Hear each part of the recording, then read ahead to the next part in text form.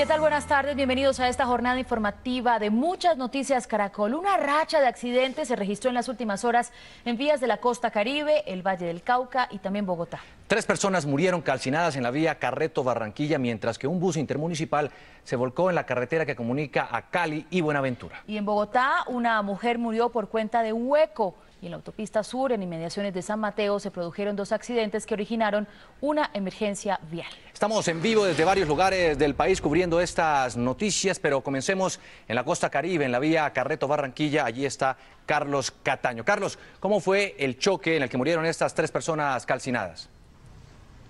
Muy buenas tardes. Mire, el choque se presentó hacia las 6 de la mañana aquí en la carretera troncal del Caribe. Esta une a las poblaciones de Cincelejo en Sucre y Barranquilla en el Atlántico. Fue a la altura de la población de Calamar. 2 furgones chocaron de manera frontal. Uno de ellos cargaba insumos.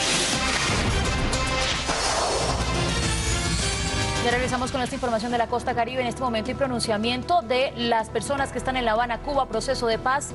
Humberto de la Calle, el principal jefe negociador, le habla al país. Debilitará la garantía del derecho de propiedad adquirido legítimamente, pero que también, como lo ordena la misma Constitución, debemos garantizar la obligación de facilitar el acceso progresivo de los campesinos a la tierra. La ambición del gobierno no se limita a llegar a unos pactos con las FARC para la terminación del conflicto. Incluye también la necesidad de llegar a acuerdos que sienten unas bases sólidas para la construcción de la paz y que de esa manera garanticemos la no repetición del conflicto y el cierre definitivo de la violencia en Colombia. Si no estabilizamos y recuperamos para el país y para sus habitantes las vastas regiones donde el conflicto echó raíz, estamos expuestos a que éste se repita. Por eso el gobierno estuvo de acuerdo en que el problema agrario fuera el primer punto de la agenda.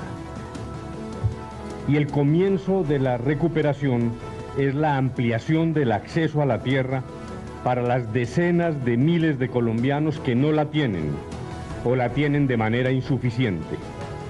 Es a través del acceso integral, esto es, el acceso con acompañamiento técnico y productivo y con presencia efectiva de las instituciones en el territorio, como las familias campesinas podrán incrementar sus ingresos, darles una mejor educación a sus hijos y sentirse como lo que son, ciudadanos con los mismos derechos que cualquier otro colombiano, ciudadanos que participan activamente en la vida política y económica del país. El gobierno es consciente de la necesidad de cerrar la brecha mediante la transformación del campo. El gobierno continuará tratando estos temas y haciendo propuestas dentro de la reserva que requiere el proceso. Aprovecho para insistir que ningún proceso de paz en el mundo ha llegado a buen puerto si se lleva a cabo a través de los medios de comunicación. Es imprescindible mantener un mínimo de confidencialidad que permita discutir de manera franca y construir propuestas conjuntas. Eso no es un obstáculo para la transparencia, que mantendremos dando cuenta periódica de los avances. Por otra parte, en este ciclo nos hemos alimentado de las propuestas que nos han llegado gracias a la página web, a los foros regionales que organizó el Congreso de la República y al Foro de Política de Desarrollo Agrario Integral de Naciones Unidas y la Universidad Nacional. De este último, estamos estudiando cerca de 550 propuestas provenientes de un número similar de organizaciones sociales de todo el país y más de 1.300 ciudadanos que asistieron al evento. Quiero volver a insistir en que el desarrollo del foro fue un ejemplo de discusión civilizada, abierta y respetuosa, como corresponde a un verdadero ejercicio de deliberación democrática en medio de un proceso de paz. Por ejemplo, recibimos una propuesta de una organización campesina del departamento de Arauca en la cual proponen un catastro participativo, tener información completa sobre la propiedad de la tierra en un entorno del fin del conflicto es sin duda una aspiración fundamental para Colombia, es una propuesta positiva. También sugiere esta organización la creación de tribunales agrarios para que los juicios de tierras den mayores garantías a los campesinos, para que sean también más eficaces las decisiones y más rápidas. Estas son propuestas razonables que nos sirven de insumo. Esto es lo que el gobierno llama participación útil, efectiva. Los ciudadanos, las asociaciones campesinas y los gremios deliberando, haciendo propuestas para enriquecer el debate y ayudar a la discusión. Y aprovecho para rechazar tajantemente las afirmaciones de quienes han querido distorsionar los resultados del foro mediante manipulaciones truculentas.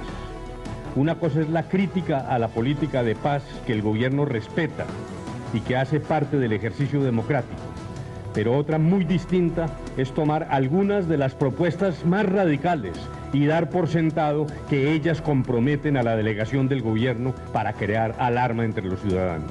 Son las declaraciones que entrega a esta hora desde La Habana, Cuba, el jefe de la comisión negociadora del gobierno frente al tema de la paz con las FARC. Las FARC, por supuesto, han anunciado que a las 3:30 de la tarde emitirán también un pronunciamiento frente a este tema. El primer punto de la discusión que tiene que ver con la reforma agraria y las tierras para el acuerdo para la terminación del conflicto. Vamos a regresar con la noticia con la que abríamos esta emisión de noticias que tiene que ver con el accidente de tránsito que se registró en la carretera Carreto-Barranquilla. 3 personas calcinadas. Carlos, adelante. Le decía que esto fue mortal. Y muy contundente este accidente aquí en cercanías de Calamar, en la carretera troncal del Caribe, en su variante conocida como Oriental. Y tenemos como invitado al capitán Edwin Fabián Angarita, es el comandante de Tránsito y Transporte del departamento de Bolívar. ¿Por qué se produjo la colisión y hasta el momento cuántas víctimas mortales? Bueno, lamentablemente tenemos que informar en este accidente de tránsito. En esta importante vía del departamento se encuentran 3 personas que fallecieron a causa de este accidente. Hasta el momento las hipótesis y las investigaciones que se han adelantado, hay invasión de carril por parte de uno de los vehículos que venía de la ciudad de Barranquilla. Bueno, además de eso podemos decirle a nuestros televidentes que uno de los tractocamiones transportaba insumos químicos y que eso fue lo que avivó las llamas. Un campesino que estaba muy cerca de este accidente nos reveló hace pocos minutos que algunas de las víctimas quedaron vivos, que usted alcanzó incluso a escuchar algunos gritos de angustia. Sí, señor. Yo escuchaba los gritos, ya íbamos llegando, pero había mucho fuego, muchas explosiones y no pudimos hacer nada. Si nosotros habíamos ayudado. Bueno, lamentablemente 3 personas murieron allí. En este momento está bloqueado el tránsito vehicular entre Barranquilla y las poblaciones de los Montes de María. Esto como consecuencia de este grave accidente. Se han rescatado ya 3 de las víctimas. Por respeto a nuestros televidentes no vamos a pasar esas imágenes tan dolorosas y trágicas, pero de todas maneras tenemos que anunciarles que 3 personas lamentablemente murieron en este acto. Uno de los camiones transportaba carnes hacia una de estas poblaciones vecinas y el otro, como ya lo decíamos, material inflamable. Esto fue lo que agravó esta situación. Y hay un trancón monumental desde las 6 de la mañana. Está el paso restringido hasta el momento. Las grandes maquinarias de los cuerpos de socorro están tratando de desalojar para que se reanude el tránsito vehicular por esta vía. Por el momento es toda la información. Sigan ustedes en estudio.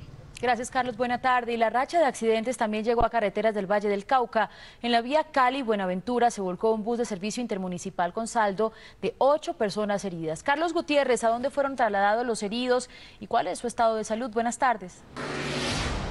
Mal, buenas tardes. 6 de las personas que resultaron lesionadas en este accidente vial fueron traídas a este centro asistencial del sur de la capital del Valle del Cauca. De acuerdo con el reporte médico, estas personas presentan lesiones y contusiones en diferentes partes del cuerpo, sin embargo, están estables. Las autoridades han dicho que las causas de este siniestro están por establecer.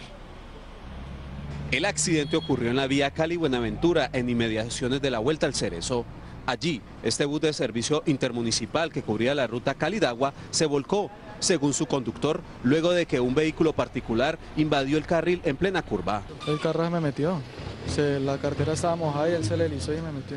Sin embargo, según las autoridades, las causas del siniestro son materia de investigación y a los conductores les realizarán la prueba de alcoholemia. Es una obligación en accidentes de tránsito con lesiones hacerlas. Es obligación, eso lo hacemos en Cali en las clínicas. En el accidente 8 personas resultaron heridas, 6 de ellas fueron llevadas a este centro asistencial del sur de Cali. Según el reporte médico, su condición de salud es estable. Con traumas craneoencefálicos leves, con contusiones, ninguno en estado crítico. El paso vehicular en la zona estuvo restringido durante varias horas. La prueba de alcoholemia del conductor del bus intermunicipal resultó negativa. El médico Carlos Muñoz de este centro asistencial nos ha dicho que una séptima persona ha llegado aquí a esta casa de salud por sus propios medios y que encuentra algunas lesiones, pero también se encuentra estable. En Cali, Carlos Gutiérrez, Noticias Caracol. Muchas gracias, Carlos. De Cali vamos a la autopista sur de Bogotá, donde una tractomula cargada de carbón se volcó esta madrugada y ocasionó una emergencia vial. Más tarde se produjo otro accidente cerca del sitio de ese siniestro. Pero vamos a ir primero con Karen Acero para que nos diga si ya retiraron, Karen, finalmente las 35 toneladas de carbón que quedaron en la vía. Buenas tardes. Juan Diego, muy buenas tardes. Pues nada, mire, todavía allí permanece esas 35 toneladas de carbón que cayeron de la tractomula luego de que ésta se volcara. Todo este carbón ha permanecido aquí durante toda la mañana y se decía que precisamente en horas de la mañana ya lo iban a recoger, que estaban esperando maquinaria, pero es la hora y eso no ha pasado. De la tractomula, como vemos, lo que permanece aquí es el remolque con la carrocería que quedó totalmente destruida porque el cabezote ya fue retirado por una grúa. En horas de la madrugada, esta emergencia provocó problemas de movilidad en esta zona del sector de San Mateo en el municipio de Soacha. La emergencia se registró hacia la 1 de la madrugada cuando una tractomula cargada con 34 toneladas de carbón salía desde Bogotá hacia el puerto de Buenaventura por la autopista sur. Según el conductor de la tractomula, esta alcantarilla sin rejilla que fue tapada en las últimas horas fue lo que lo desestabilizó, hizo que perdiera el control y que el vehículo se volcara y terminara atravesado en varios carriles de la autopista sur a la altura del municipio de Soacha. No, ahí no hubo nada de reacción, pues el momento que yo freno el carro ya no me da distancia porque la veo, pues el hueco lo veo encima, ya no tuve la opción, no tuve otra opción, porque si yo saco el carro hacia ese lado, iba pasando la otra tractomula. Durante la mañana se registraron trancones en varios carriles de la autopista sur por causa de esta emergencia. Horas más tarde, en la misma autopista se registró otro accidente. Un vehículo particular quedó totalmente destruido porque terminó atrapado en medio de una tractomula y un camión. Pues una mula se le estancó y el carro pues cogió por detrás y se le estacó y no alcanzó a frenar de pronto por lo que no guardan su distancia. Este choque generó caos vehicular por cerca de una hora en esta importante vía. Lo que se espera es que en horas de la tarde llegue maquinaria para que recojan todo este carbón que continúa aquí regado sobre esta importante vía de la ciudad de Bogotá, y lo que los conductores y también peatones de este sector quieren y hacen es un llamado a las autoridades para que estén mucho más pendientes del robo de tapas y rejillas de las alcantarillas para que no se vuelvan a registrar accidentes de este tipo. Por el momento es la información. Karen Acero, Noticias Caracol. Muchas gracias, Karen. Y la denuncia del conductor de la tractomula en el sentido de que el accidente en la autopista sur de Bogotá se produjo por el hueco de una alcantarilla pone de presente una problemática reiterativa: el robo de las tapas y rejillas de alcantarillas y sumideros en la capital del país, bueno, y en todo el país. Más temprano hice un recorrido por algunas calles de Bogotá y pudimos comprobar el peligro que representa el robo de las tapas del alcantarillado. Y hablamos además con la Asociación Nacional de Empresas de Servicios Públicos Domiciliarios, Andesco.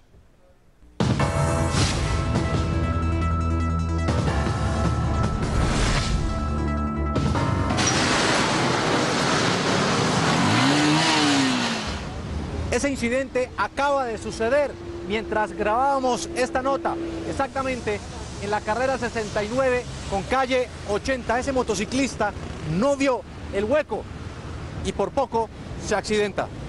¿Qué riesgo representa una alcantarilla sin tapa para un motociclista? Lo puede hacer caer y hasta matarse, porque imagínese, se golpea contra otro carro y ahí sí. Alcantarilla sin tapa en Bogotá se ha vuelto sinónimo de trampa mortal. Esa está en la calle 82 con avenida Boyacá. La foto que están viendo es de hace aproximadamente un mes y se ve a una joven en su moto que no vio el hueco y por poco se mata. Los ciclistas, los motos, todo el mundo, hasta la gente que no respeta el puente peatonal, pueden caer en eso. Gracias. Esa alcantarilla sin tapa está en la troncal de Suba, por donde pasan los articulados de Transmilenio que pesan varias toneladas y en horas pico van llenos, con más de 100 personas, lo que representa un inminente riesgo. Además, está muy cerca de la cebra, por donde pasan a diario cientos de peatones.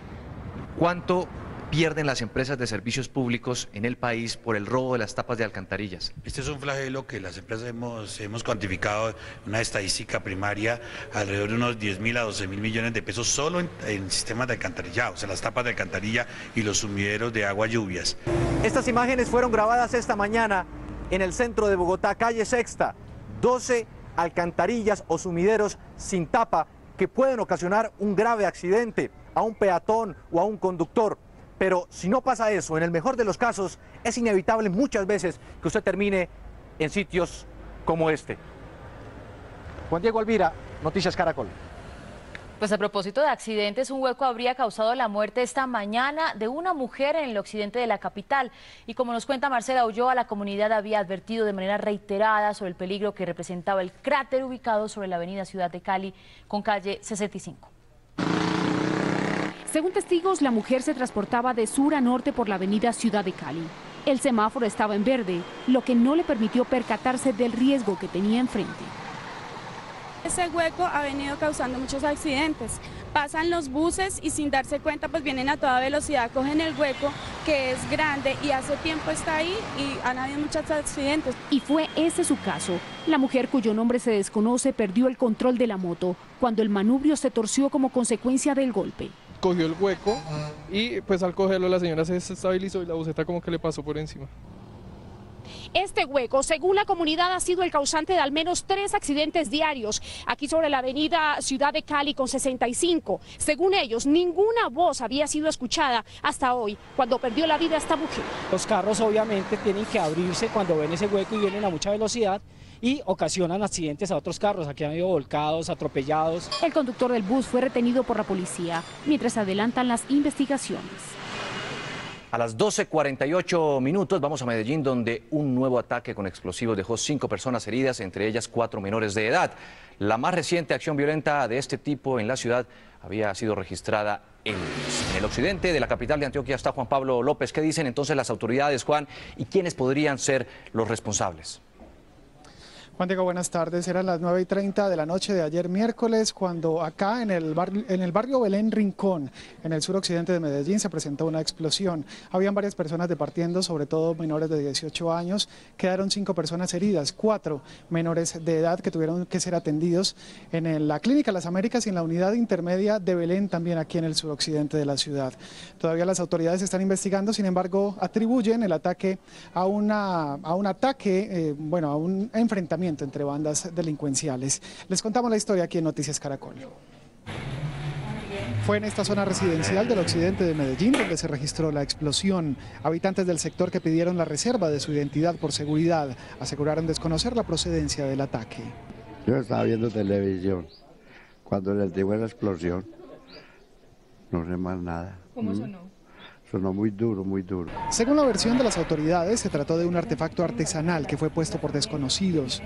Se presentan 5 lesionados, 4 de ellos son menores de edad, 2 jóvenes de 17 años, una mujer y un hombre, 2 femeninas de 13 años y una muchacha de 19 años. Este es el sitio exacto donde detonó el artefacto explosivo hacia las 9:30 de la noche del miércoles. 5 personas quedaron heridas, 4 de ellos son menores de 18 años. El ataque fue atribuido a guerras entre bandas delincuenciales. Se trata de una situación de enfrentamiento entre combos delincuenciales por la migración de rentas criminales debido a la presión que los operativos de la Policía Nacional ha ejercido en contra de estas estructuras. Los heridos fueron remitidos hasta unidades hospitalarias del occidente de Medellín. Mire, hace muy poco en una conferencia de prensa que ofreció el alcalde de Medellín, Aníbal Gaviria, una de nuestras colegas periodistas le preguntó sobre el tema de seguridad de Medellín y si efectivamente se estaba deteriorando la seguridad en la capital de Antioquia. El alcalde, evidentemente molesto, esto fue lo que respondió. Pareciera que usted no ha escuchado las palabras de la señora Hillary Clinton, porque en todas las entrevistas que me hace es atacando el avance que Medellín ha hecho en seguridad. Lo reconoce el mundo entero, lo reconoce la Secretaría de Estado de los Estados Unidos, las cifras lo demuestran. El año anterior tuvimos una disminución de 24.3% en los homicidios en Medellín. Ninguna ciudad de Colombia puede mostrar eso. Sin embargo, la percepción es otra. También hemos registrado aquí en Noticias Caracol que se han presentado varios enfrentamientos, no solamente entre estructuras delincuenciales, sino que también hay problemáticas de extorsiones, sobre todo en el sector transporte. En un informe que les presentamos también hace poco, los taxistas se quejaban que habían fronteras invisibles, inclusive para ellos, y que para pasar de un barrio a otro, sobre todo en las comunas de la ciudad, tenían que pagar extorsiones o las conocidas vacunas. Es un tema delicado aquí en Medellín que se le está poniendo en ojo, y Noticias Caracol, por supuesto, está muy pendiente de lo que pase aquí en la capital de Antioquia. Desde Medellín, Juan Pablo López, Noticias Caracol. Gracias, Juan Pablo, buena tarde. Y no se despegue de Noticias Caracol, porque a la 1 de la tarde, son las 2:51 del día, estos minutos entonces, les tendremos el dramático testimonio de una pequeña comerciante en Cartagena que debió huir de los extorsionistas para salvar su vida y la de su familia. Una historia exclusiva de Noticias Caracol. Primero Noticias.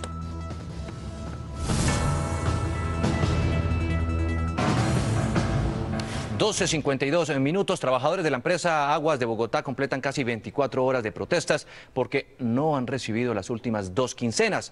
Luz Helena Ramos se encuentra cerca del relleno sanitario de Doña Juana. Luz Helena, ¿qué han dicho los responsables de la empresa? ¿Les van o no a pagar su platica a estos trabajadores? Hola Juan Diego, buenas tardes. Bueno, mire, nosotros nos hemos trasladado hasta el parqueadero donde precisamente se guardan los camiones de basura de estos trabajadores, muy cerca, como usted decía, acá al relleno sanitario Doña Juana, para conversar con ellos. Y tienen una buena noticia, hay una buena noticia para estos empleados, y es que hablamos con el gerente de Aguas Bogotá, con la empresa Aguas Bogotá, el doctor Ricardo Agudelo, quien dijo que hoy mismo, nos confirmó que hoy mismo se va a poner al día, principalmente con los trabajadores que no han recibido un solo peso. Nos dijo que después de las 6 de la tarde la gente va a ver reflejado el pago pendiente de todo el mes de diciembre y de la primera quincena del mes de enero. Posteriormente se va a trabajar con los empleados uno por uno, un caso por uno, a los que se les debe bonos de diciembre, prestaciones sociales y también las extras. A propósito de este tema y cansados pues de toda esta situación y del drama que están viviendo los empleados, anoche se enfrentaron con la policía, aproximadamente unos 60, 70 empleados se enfrentaron aquí en este parqueadero. Una persona resultó herida. La protesta terminó en disturbios. Los desórdenes comenzaron a las 11 de la noche. 70 trabajadores de la empresa Aguas de Bogotá protestaron en un parqueadero cerca del relleno Doña Juana, desde donde salen los camiones de basura. La razón de la protesta, según ellos, no han recibido el pago de su salario en las últimas quincenas. Ayer nos dijo que nos iba a pagar el jefe Gaona y hoy no nos pagó. Y hoy ahorita las cámaras están diciendo que también mañana nos pagan, entonces así nos tienen desde hace cuánto tiempo. Empleados encargados del funcionamiento de 1.200 camiones que cubren la zona sur de Bogotá tomaron la decisión de no salir a trabajar en la madrugada. No me han dado sino 170.000 pesitos y debo más de medio millón de pesos, porque uno tiene que pagar arriendo para el diario, la mujer, los hijos. Hoy se le paga a los trabajadores faltantes, que son 50 personas en el salario, y 250 las horas extras y demás prestaciones. Sin embargo, los trabajadores del aseo amenazaron con irse a paro si no les cumplen. Totalmente, esta noche estamos dispuestos nuevamente a hacer el cese de actividades. Eso se traduce en sencillamente no sacar camiones, no hacer la operación de recolección. La ciudad se verá afectada, pero nosotros tienen también que entender que nosotros estamos afectados con esto de no pago. Cerca de 250 personas que enfrentan esta situación piden que Aguas Bogotá entienda el drama que viven, pues dicen que no tienen ni para comer. Bueno, pues al tiempo que se conoció la denuncia de no pago a los empleados, también se conoció otra denuncia de la concejal de Bogotá, María Victoria Vargas, que dice que el gerente de Aguas Bogotá gana 15 millones de pesos, dice ella, 5 más que el gerente anterior. Pues el doctor Ricardo Agudelo, que es el actual gerente de la empresa, quiso aclarar que el acta de aumento del sueldo se dio el 17 de diciembre, cuando todavía estaba el doctor Mario Álvarez. Él se posesionó el 2 de enero, es decir, que cuando él llegó al cargo, según él, pues ya estaba ese sueldo allí en ese puesto. Es una polémica, de todas maneras, una polémica más que le sale a todo este tema de Aguas Bogotá, y nosotros vamos a seguir muy pendientes, por lo pronto, de que se cumpla lo pactado con los empleados. Información hasta ahora del sur de Bogotá. Luz Helena Ramos, Noticias Caracol. Estamos atentos, Luz Helena, gracias, una buena tarde. Y escuchen esta historia, se vestían de paramédicos y así robaban en Bogotá. El 8 de la noche registró la captura de 4 supuestos delincuentes que, vestidos de la Secretaría de Salud, con atuendos de la Secretaría de Salud, pretendían robar una central de ambulancias en la localidad de Suba. La SIJIN los capturó en flagrancia. A las 2 de la mañana, hombres del grupo de contratracos de la Sijín llegaron hasta una central de ambulancias ubicada en el barrio La Campiña de la localidad de Suba, al noroccidente de Bogotá. Allí se estaba perpetrando un robo a manos de 3 hombres y una mujer que vestían prendas de la Secretaría Distrital de Salud. Se está investigando, tenemos información de que una de las mujeres que venía dentro del grupo de delincuentes trabajó hace algún tiempo en esta empresa y se va a establecer a dónde está vinculada en estos momentos. Los presuntos delincuentes ingresaron al sitio con las llaves que meses antes hurtó una mujer que fue capturada y que trabajaba en el lugar. ¿Qué se sabe de la empleada que trabajaba con usted? ¿Hace cuánto renunció ella? Hace un mes renunció con nosotros y se fue a trabajar a una empresa que trabaja con Secretaría de Salud, creo. ¿Qué hacía ella acá? Era auxiliar de enfermería de uno de mis carros de alta. Ya en el interior amordazaron a la radiooperadora mientras que sustraían los equipos más valiosos. En esta ambulancia que pertenece a la empresa prestadora de salud, los delincuentes querían llevarse los objetos médicos, electrodomésticos y además una caja fuerte. Dice el propietario del lugar que todo lo que se iban a robar supera los 200 millones de pesos.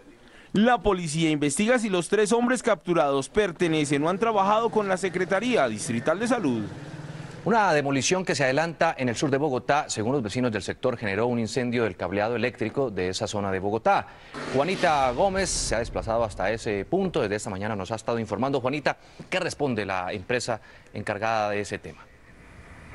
Hola Juan Diego, pues Fernando Murillas, ingeniero y dueño de la empresa encargada Solar K Limitada, respondió la queja de los vecinos que nosotros denunciamos desde esta mañana en Noticias Caracol, principalmente por la demarcación de la obra que ustedes ven a mis espaldas, una demolición de una vivienda y un incendio generado por una maniobra de la retroexcavadora en la que un muro se cae y afecta pues el cableado público de este barrio Santa Isabel. Solar K ha dicho que tiene sus permisos al día, que se están tomando los correctivos necesarios y que en este momento pues van a empezar a trabajar nuevamente con con todos los permisos correctos. Pero vamos a hablar con Carlos Zárate, él es uno de los residentes, para recordar cuál fue el problema inicial, cuáles son los problemas que ustedes tuvieron con esta demolición. O sea, los problemas que tuvimos fue que no tuvieron la precaución de seguridad en demarcar la zona.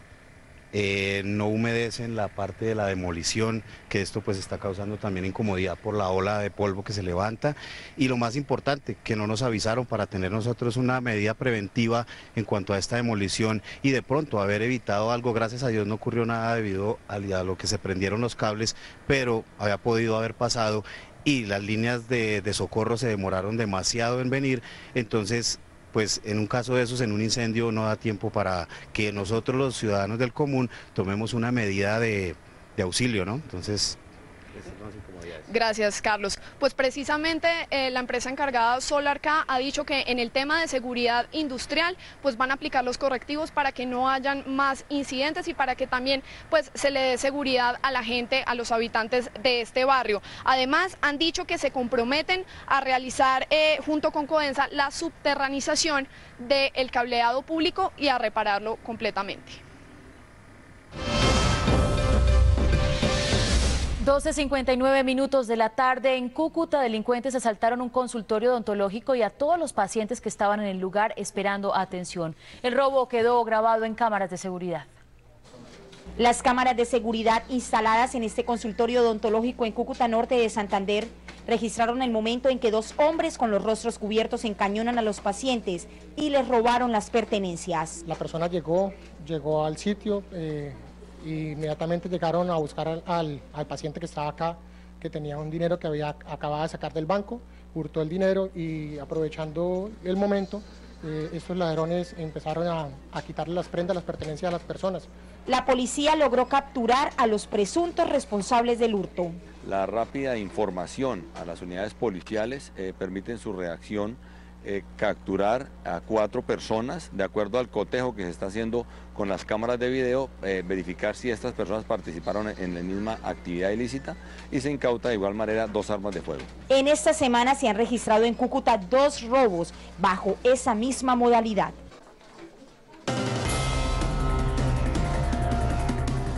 La 1 en punto de la tarde, como lo anticipábamos, tenemos la historia de una pequeña comerciante en Cartagena que tuvo que huir con su familia tras un atentado por negarse a pagar las llamadas vacunas a una banda de extorsionistas. Ronald Avellaneda habló con esta mujer y realmente pues hay muchas preguntas sin resolver sobre su relato. Ronald, ¿qué dice ella? Juan, en efecto, la mujer, ama de casa, madre, asegura que le tocó salir del país por las constantes amenazas, inclusive que realizaba la presidencia de la República un evento con el mandatario de los colombianos a pocas cuadras de la tienda, y esa misma tarde, una vez se conoció esta información de un atentado criminal a su establecimiento comercial, donde resultó herida una ama de casa de 71 años, que oportunamente reportamos ayer mismo. Pese a toda la seguridad que estaba, le llegó otro sufragio, otra intimidación de este grupo, lo cual la obligó a salir del país. Su testimonio, prueba fehaciente de la cruda realidad en la que se afrontan o la que afrontan centenares de comerciantes, de pequeños comerciantes en la capital de Bolívar. Ella espera que con esto se incremente, se incentive la denuncia para acabar con este flagelo.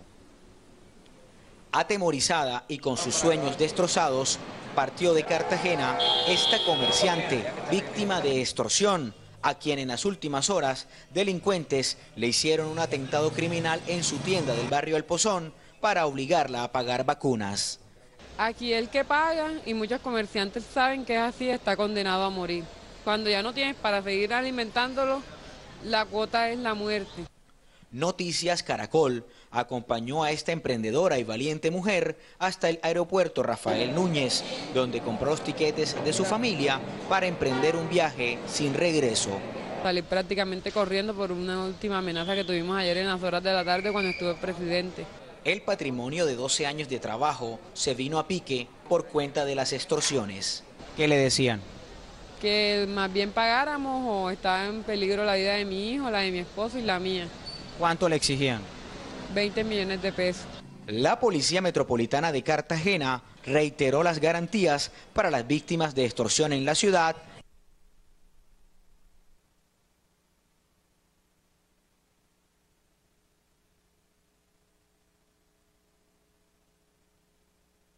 Ha sido muy bien acogida.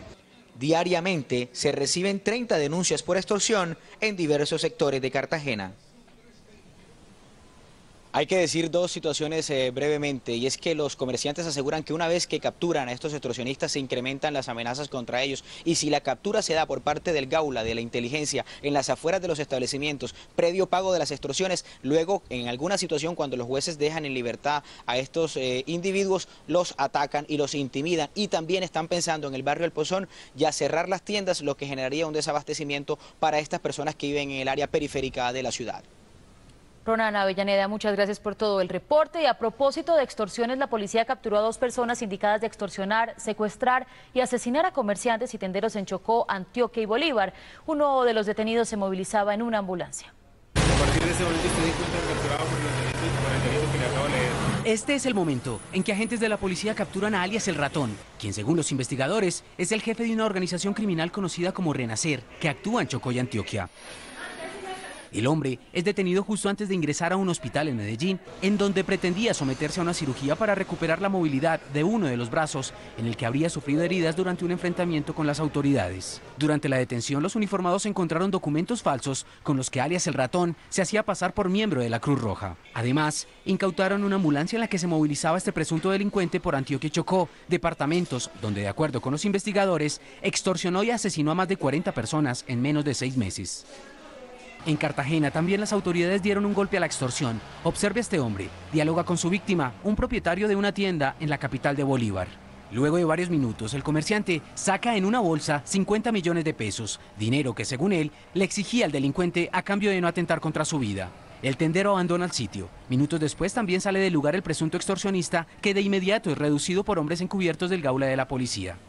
Después de la captura, los policías revisan la bolsa y encuentran 5 billetes de 20.000 pesos encima de un fajo de papel. Los capturados y los elementos decomisados quedaron a disposición de la Fiscalía.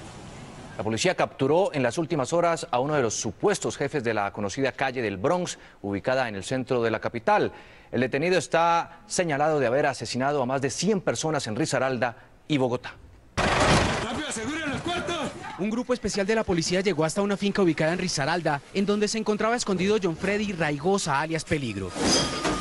De acuerdo con el comandante de la Policía de Bogotá, general Luis Martínez, Raigosa era uno de los jefes de la delincuencia en la llamada calle del Bronx. Es el segundo de la banda criminal denominada Los Rolos, que tiene injerencia en el eje cafetero, y a la vez es el segundo del gancho Manguera o Escalera, que opera al interior del Bronx. Según las informaciones entregadas por la policía, alias Peligro dirige a por lo menos 100 hombres que conforman el grupo de Saiyajines encargados de la seguridad de los delincuentes del Bronx.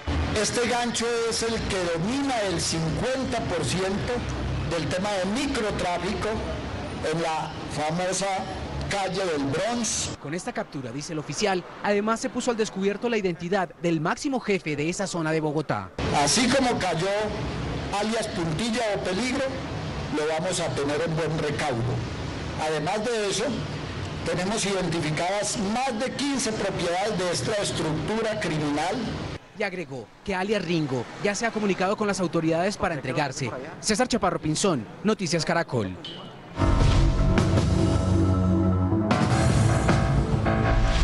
Muy bien, y hoy pasamos al tablero la situación de inseguridad en Medellín, que según la Personería ha originado la deserción de por lo menos 11.000 estudiantes de colegios oficiales. La alcaldía prepara un plan de choque para lograr que los alumnos vuelvan a las aulas.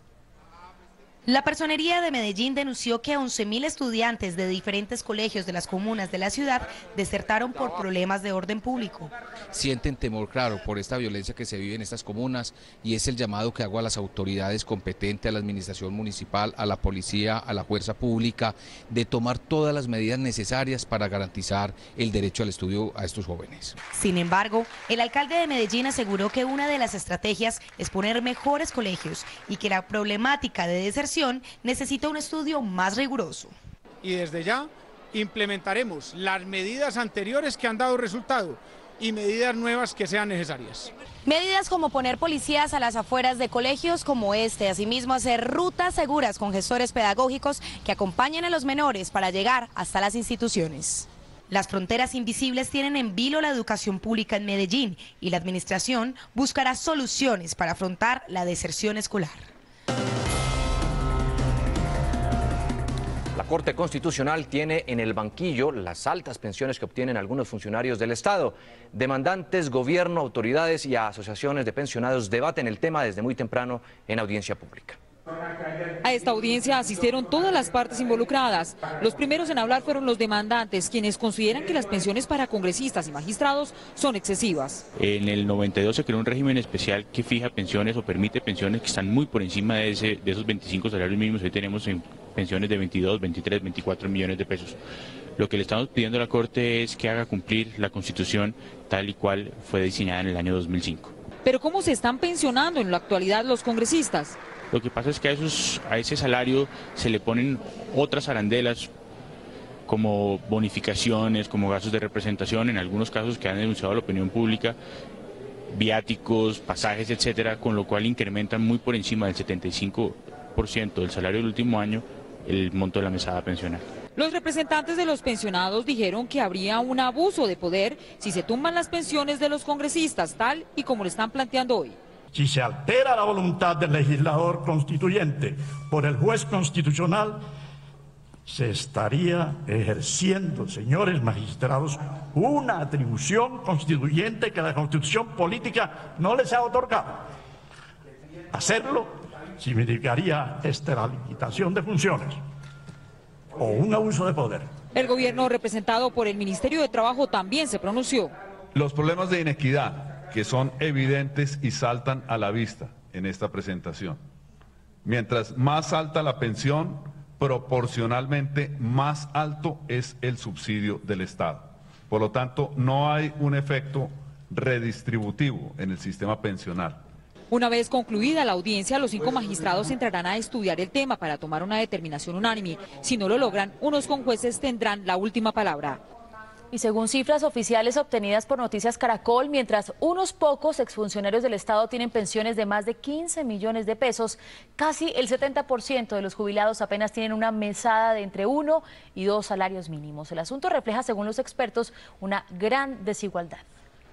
Según cifras del propio Ministerio de Trabajo, en Colombia hay 1.654.000 pensionados, cifra que de por sí ya es muy baja, pero peor aún, el 8,8% de ellos apenas logró un salario mínimo de mesada mensual, el 59,7% entre 1 y 2 salarios mínimos, el 20,9% entre 2 y 4 salarios mínimos, y en cambio alrededor del 10% lograron pensionarse con 10 y hasta 20 salarios mínimos mensuales o más. El régimen de prima media genera una serie de subsidios al interior de ese sistema público porque las pensiones no están atadas directamente a los aportes ni a los rendimientos de esos aportes. Es decir, que casi ninguno de los colombianos pensionados cotizó lo suficiente para cubrir la mesada que hoy día recibe y por eso el Estado destina casi 25 billones de pesos cada año para subsidiar y cubrir esas mesadas. Se está yendo el 86% de esos recursos al 20% más rico de la población. Del 1.654.000 pensionados, el 16% se pensionaron con regímenes especiales, tales como los de Ecopetrol, la Fuerza Pública o el Magisterio. Según los expertos, en otros sistemas como el de los congresistas o la justicia, se están otorgando pensiones millonarias que son abiertamente ilegales. Urna virtual, pregunta del día. ¿Cree usted que algún día disfrutará de su pensión? ¿Sí o no? Responda a www.noticiascaracol.com, www.elespectador.com. Resultados mañana en nuestra emisión de noticias del mediodía. 1:12 de la tarde, la Fiscalía le pidió a un juez que envíe a la cárcel al ex jefe de la unidad de lavado de activos de la Fiscalía, Camilo Bula. El exfiscal está siendo investigado por su presunta participación en la corrupción de la Dirección Nacional de Estupefacientes. Según el fiscal investigador, el exfuncionario debe permanecer detenido mientras es juzgado por su presunta responsabilidad en las irregularidades que se presentaron en el manejo de bienes incautados al narcotráfico. Y esta es una buena noticia que les interesa a todos los conductores de servicio particular en el país. Muchos no saben que con la ley antitrámites las licencias de conducción seguirán vigentes hasta el 2022. Para los colombianos, escuchen bien, que tengan entre 18 y 55 años de edad. Todo está muy bien, no la tienen que renovar hasta el 2022. Sin embargo, para los mayores de esa edad tienen que renovarla, mejor dicho. Aquí les explicamos. Si usted es un conductor de vehículo particular menor de 55 años, así su licencia tenga fecha de vencimiento mañana, seguirá vigente, no importa si es amarilla, gris o blanca. Así lo explicó en entrevista con Blue Radio la alta consejera presidencial para el buen gobierno y la eficiencia administrativa, María Lorena Gutiérrez. Y el año pasado, usted tenía menos de 55 años, o sea, usted tenía entre 18 y 55 años, usted no tenía que renovar su pase hasta el 2022. Si es de servicio particular. ¿Pero qué establece la ley si usted tiene entre 55 y 60 años? Si usted, por ejemplo, tenía 59 años en el año pasado, lo tiene que renovar en el 2017. A ver. Si tenía 58 en el 2018, si tenía 57 en el 2019. Los conductores recibieron bien el anuncio. Se vence este año, pero según la nueva ley la puedo seguir utilizando. Pues me parece muy bien porque realmente le evitan a uno un trámite un poco como harto. La verdad no sabía y pensé que tenía que refrendarlo ahorita en abril, que es cuando se me vence. Los conductores de vehículos de servicio público deberán renovar la licencia cada 3 años hasta que cumplan los 60 y a partir de esa edad renovar el pase cada año. Un fuerte operativo de seguridad adelanta a la policía en las inmediaciones del Estadio El Campín en Bogotá debido al clásico de esta noche entre Millonarios y Santa Fe. En el lugar está Juan Carlos Pardo. ¿De cuántos uniformados estamos hablando que están custodiando justamente todos los alrededores del Campín? Juan. Hola Juan Diego, pues se trata de más de 1.300 uniformados de la policía que en 3 cordones de seguridad pues le prestan, valga la redundancia, la seguridad a todo este sector del Estadio El Campín de Bogotá. Y vale la pena señalar que también hay unas medidas especiales, especialmente para los comandos azules, quienes entran por el sector norte del estadio, pues ellos van a tener algunas restricciones, no van a poder entrar banderas, no van a entrar astas, ni siquiera los trapos de las banderas. Esto también como una medida luego de que en la pasada final del fútbol colombiano se detectara que desde allí, desde ese lugar y por parte de los comandos comandos azules fuera lanzada pólvora. Pues sanciones que hoy implican controles de seguridad más estrictos en este lugar de Bogotá. Desde el Estadio El Campín, Juan Carlos Pardo, Noticias Caracol. Clásico capitalino, como dicen los deportistas o los periodistas deportivos. Hay que tener mucho cuidado con todo esto. Gracias, Juan Carlos. Y un guerrillero de las FARC murió durante combates que se registran en zona rural de Suárez, en el Cauca, donde se adelantan operaciones militares en contra de este grupo insurgente. Vamos por esto con Freddy Calvache para que nos cuente cuál es la situación a esta hora. Hola Mabel, muy buenas tardes. Pues las operaciones continúan en este municipio del norte del departamento del Cauca, donde fue abatido un guerrillero que según labores de inteligencia es alias Ferney, quien llevaba 20 años en las FARC y que entre otras cosas era el responsable de los talleres artesanales de la fábrica de explosivos. Los combates que se registran en el sitio conocido como Cerro Negro son apoyadas constantemente por helicópteros artillados que ametrallan las posiciones guerrilleras, como se observa en las imágenes que ha grabado el propio ejército. El coronel Jairo Martínez, comandante de la Brigada Móvil número 37, adscrita a la Fuerza de Tarea Polo, dijo que sus tropas frustraron un ataque que los guerrilleros planeaban ejecutar contra la población de Suárez en el norte del departamento. Es así como a las 3 de la mañana las tropas del Ejército Nacional logran intervenir, interceptar este movimiento de los terroristas, entrando en combate, donde se produce la muerte en combate del terrorista alias Ferney. 20 años en la estructura, con todo su armamento, encargado de la parte armada y de la seguridad del cabecilla de la tercera compañía. También la tropa recibe el lanzamiento de 30 tatucos, armas no convencionales. Por su parte, el gobernador del Cauca, Temístocles Ortega Narváez, confirmó que la guerrilla también hostigó las poblaciones de El Mango y El Plateado en Argelia, Cauca, pero que por fortuna no se presentaron ni heridos, ni víctimas, ni tampoco daños materiales en estas poblaciones. En Popayán, Freddy Calvache, Noticias Caracol.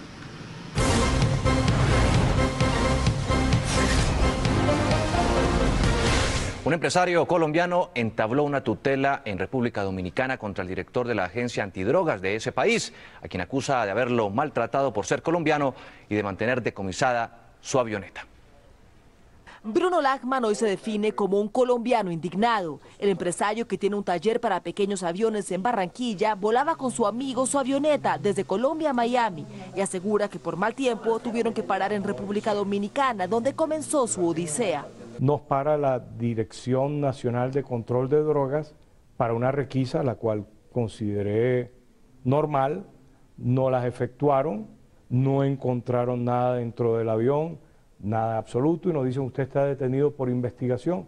Dice que del aeropuerto Puerto Plata los llevaron a Santo Domingo, donde pasaron una noche en un calabozo, y allí se entrevistó con el presidente de la Dirección Nacional de Control de Drogas, Rosado Mateo, a quien acusa de haberlo maltratado a él y a su compañero de viaje, el coronel retirado de la Fuerza Aérea Colombiana, Rafael Peña Rodríguez. Dice que todos los colombianos somos narcotraficantes, que a su país no lo vamos a destrozar. Tras una investigación por parte de la DEA, los colombianos regresaron a Bogotá, pero sin el avión. Yo no sé por qué tienen el avión, porque a mí nunca me dieron un acta de decomiso, nunca me dijeron su avión, encontramos esto mal o encontramos aquello bien. Lachman entabló una tutela en República Dominicana contra el presidente de la Dirección Nacional de Control de Drogas, quien tendrá que responder ante una jueza a finales de este mes. Dora Glotman, Noticias Caracol. Y nuestro canal aliado en República Dominicana, Antena Latina, también está trabajando esta noticia, que hoy además registran varios diarios en ese país, así que les estaremos entregando nuevos detalles en nuestras próximas emisiones.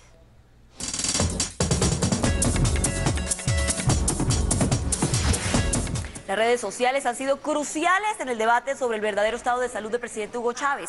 Vamos en vivo a nuestra redacción digital para preguntarle a Claudia Leonor Vesga quiénes han sido los personajes que se han atrevido a hablar de lo que pasa, lo que la mayoría oculta y que sigue siendo un misterio. Claudia, adelante, buenas tardes. Buenas tardes, Julieta, así es. Desde Miami, el médico José Rafael Marquina ha sido uno de los tuiteros más activos, sino más audaces en contar las verdades, según él, de la enfermedad de Hugo Chávez. Aquí les presentamos algunos de sus trinos. El pasado 3 de enero dijo: mucho malestar en el núcleo familiar por las complicaciones y el pobre cuidado médico en La Habana.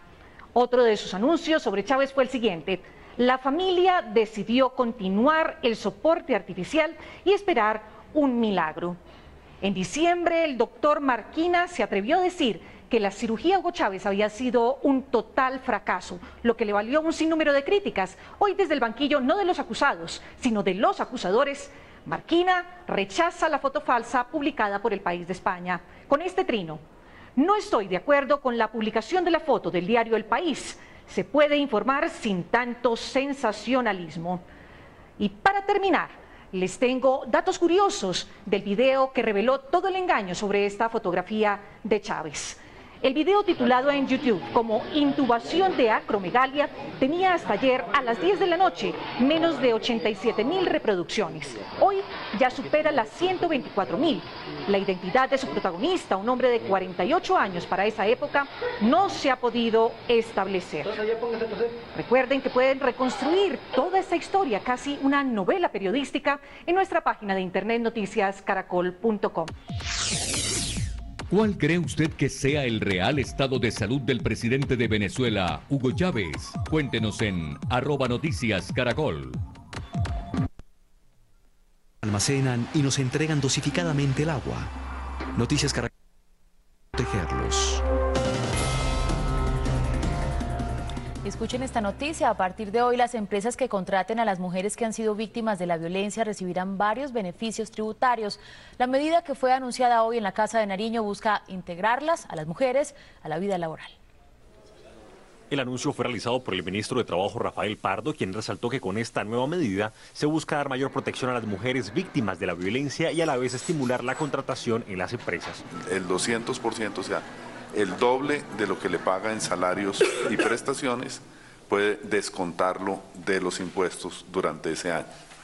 Se trata de, básicamente, de violencia comprobada. El director de la DIAN, Juan Ricardo Ortega, explicó que se establecerán todos los controles para evitar que se presente evasión de impuestos a través de esta medida. Y la generación de los mecanismos de información donde se conozcan exactamente quiénes son las beneficiarias, y generar en las declaraciones de renta para el año 2014 pues los renglones correspondientes para que se identifiquen puntualmente los gastos generados con este fin. Para la alta consejera presidencial para la equidad de la mujer, Cristina Plazas, esto es un gran avance. La prevención de la violencia contra la mujer es una prioridad. Y esto lo hemos venido demostrando durante estos años de gobierno, ya que hemos logrado unos avances significativos. Noticias Caracol consultó a algunas mujeres en las calles sobre este anuncio. Me parece algo excelente en beneficio de nosotras las mujeres. Es hora de que tomemos conciencia de lo fundamental del papel que juega la mujer en la sociedad. La contratación de estas mujeres se hará a través de mecanismos que certifiquen que han sufrido algún tipo de violencia sexual, maltrato físico, así como daños en su patrimonio. A esta hora se reúne el presidente Juan Manuel Santos con los embajadores acreditados en Colombia. En la Casa de Nariño está Luis Eduardo Maldonado. ¿Cuáles son los temas de este encuentro, Luis Eduardo? Buenas tardes. Buenas tardes. Son varios, pero el principal, la paz. El cuerpo diplomático acreditado ante el gobierno del presidente Santos le ha expresado su total apoyo al intento de llegar a la firma de paz que se está haciendo en la isla de Cuba. Han dicho que confían en que el 2013 será el año de la firma y de la pacificación de Colombia, pero señalan además que la paz o el proceso de paz del gobierno con las FARC no solo va a beneficiar a Colombia, a Latinoamérica y al mundo. Otro tema importante que han hablado es el narcotráfico y el presidente Juan Manuel Santos ha dicho que se va a convertir en el líder regional para frenar la venta de armas ilegales. El cuerpo diplomático acreditado en Colombia celebró hoy el avance del proceso de paz con las FARC. Deseamos augurar, señor presidente, que este año 2013 sea el año de la paz para Colombia. El presidente Juan Manuel Santos destacó el apoyo internacional al proceso. Tenemos también la esperanza, amigos embajadores, amigos diplomáticos, de alcanzar la paz y de poner fin a un conflicto anacrónico que lleva más de medio siglo. Pero también anunció que su gobierno va a liderar la lucha contra el comercio de armas. Vamos a promover, y ojalá lo logremos, una declaración de los países latinoamericanos y de los países europeos para que el máximo organismo mundial retome con toda seriedad y con todo compromiso la discusión de este tema crucial. Y le pidió a Europa que se sume a la evaluación de la política antidrogas. Los embajadores y el presidente continúan a puerta cerrada analizando temas de interés común que deben ser desarrollados en la agenda internacional. Se calcula que estarán a puerta cerrada analizando estos puntos durante una hora más. En Bogotá, Luis Eduardo Maldonado, Noticias Caracol. Y atención, hay una noticia de última hora desde Medellín. Diana Pérez nos tiene el reporte de 5 ciudadanos cubanos muertos. ¿Qué pasó, Diana? Así es, Mabel, son 5 personas que encontraron en el Golfo de Urabá, playa de Acandí. Aún no se sabe la razón de estas muertes. Los primeros cuerpos fueron sacados el miércoles en la mañana y hoy, a esta hora, todavía continúan las labores de rescate de otros 2 cuerpos. Inicialmente se dice que tienen varias hipótesis, está por confirmar si hacen parte de un grupo de inmigrantes ilegales que pasaban por esta zona vía Panamá hacia los Estados Unidos, pero asimismo las autoridades aseguran que también puede ser ruta del narcotráfico. Este sitio es bastante buscado por esta zona del narcotráfico. Aún se desconocen las causas de su muerte. El origen de estos cuerpos es uno que pertenece a Bangladesh y otros al parecer son de origen cubano. Pues en estos momentos continúan las labores de rescate porque hay informe de que hay otras 5 personas que están desaparecidas en esta zona. Nosotros continuaremos entonces muy pendientes de todo este reporte que pasa en Acandí. Muchas gracias, Diana. Y de Antioquia nos vamos a la costa Caribe, donde se presentó un accidente de tránsito en el que murieron 3 personas calcinadas. ¿Qué es lo último, Carlos?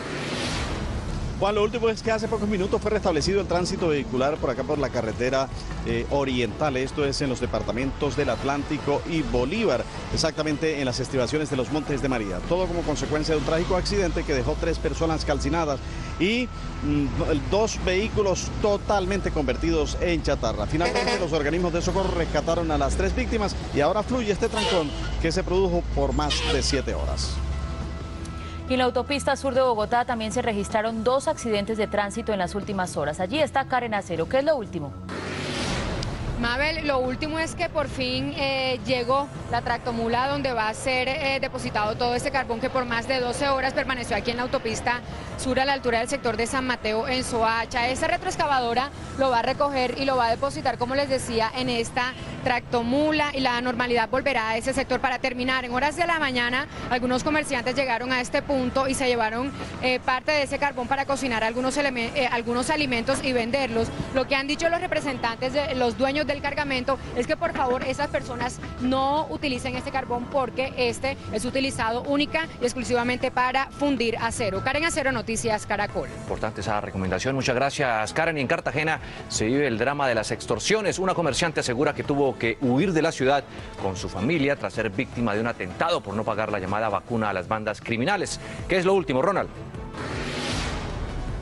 Juan, lo último es la información que nos acaban de enviar una fuente fidedigna vía celular referente a este caso de una extorsión de 20 millones de pesos como cuota inicial, pago mensual de 5 millones por parte de un grupo que se hacía pasar como estructura militar de una banda criminal. Las investigaciones van por buen camino. Se acaba de reportar en ese mismo sector de donde salió hacia un lugar que aún no se ha especificado esta ciudadana la captura de 2 sujetos que estarían relacionados con este caso. Las autoridades invitan a seguir denunciando y también tenemos que decir que nos siguen enviando información referente a casos de extorsión. Esperemos que las autoridades puedan allí hacer el cruce de la información. Gracias, Ronald. Y en el mundo, ¿qué es lo último? Vamos al Centro de Recepción Internacional, Julieta del Río. ¿Qué tal, Mabel? Lo último y lo que se está hablando en todo el mundo es sobre la polémica que desató la publicación en el diario El País de España de la falsa foto que mostraba supuestamente el presidente Hugo Chávez intubado en La Habana, Cuba. Pero ustedes se preguntarán, ¿de dónde salió la controversial fotografía? Pues salió de un video que fue grabado en el 2008. El gobierno venezolano condenó la publicación de la imagen. Resultados urna virtual. ¿Cree usted que algún día se sabrá lo que realmente pasó con el estudiante Luis Andrés Colmenares? Sí, 38.8153. 2:20 minutos. La pérdida del pelo es un tema, hay que decirlo, preocupa muchísimo. Sí, lo sé. Y a la hora de combatirlo pueden cometer errores que incluso empeoran el problema. Doctora Fernanda. Buenas tardes, pues el primer mensaje para los señores es que si tienen algún grado de calvicie, primero deben conocer la causa y de ahí dependerá el tratamiento. Lo que pasa es que en la mayoría es por herencia y hormonas, entonces las alternativas de manejo son más reducidas. Algunos medicamentos, lociones, también los implantes y trasplantes capilares. Son diversos los factores que influyen en la caída del cabello. El principal es la herencia, definitivamente herencia junto con un factor hormonal que depende de la testosterona, y se sabe que algunos pacientes que están sometidos a situaciones de estrés pierden cabello. Y hay una tercera causa que es ya por envejecimiento. Es por eso que no todo lo que se ofrece para recuperar el pelo perdido funciona. Todos esos medicamentos y lociones tópicas que son generalmente de venta libre y que uno creería que sí van a funcionar, realmente no funcionan. Y en cuanto a los remedios caseros, tampoco se haga falsas expectativas. Que aguacate, que porque se reseca mucho el cuero cabelludo, que mano de res. La sábila. El uso de petróleo crudo, que no produce ninguna mejoría, inclusive produce más bien es daño. El uso de aguacate, especialmente aguacate podrido, y otra serie de emplastos de vegetales que tampoco producen absolutamente ningún resultado positivo. Realmente cuando el paciente ya perdió el cabello o tiene una herencia muy fuerte, lo único que hay que hacer es pensar en un tratamiento quirúrgico, es decir, el trasplante de cabellos de la región posterior de la cabeza a la parte de arriba. Por eso, para aclarar dudas y buscar la mejor alternativa,